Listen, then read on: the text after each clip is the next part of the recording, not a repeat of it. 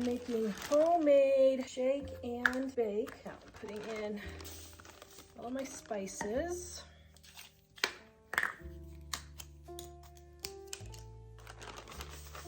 Of course, you can measure if you want. I'm a dump and go kind of a gal. My salt, I will measure my salt just so I don't get too much salt.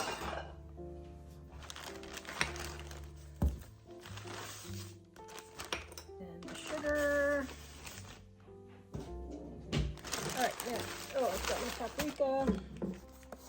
Ooh, wow, I just barely have enough paprika left.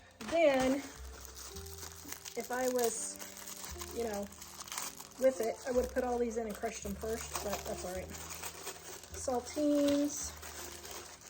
You can put them in a food processor if you want. I don't believe in dirtying extra things I don't need to dirty.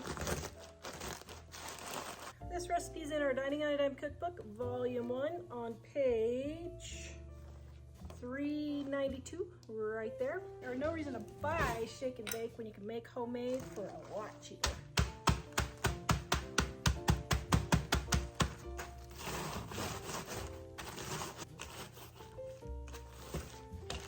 Okay, then you're going to add your 4 cups of flour.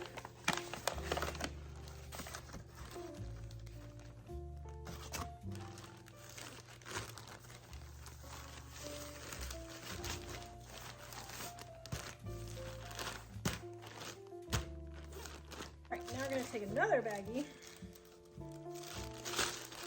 and we're going to put about 2 cups in another baggie.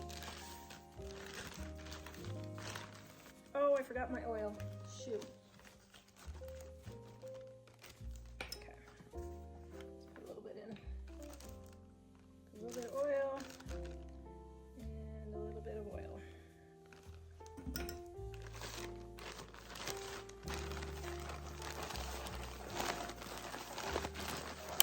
So now, I am cutting the bones off of my pork chops. You're welcome, my family.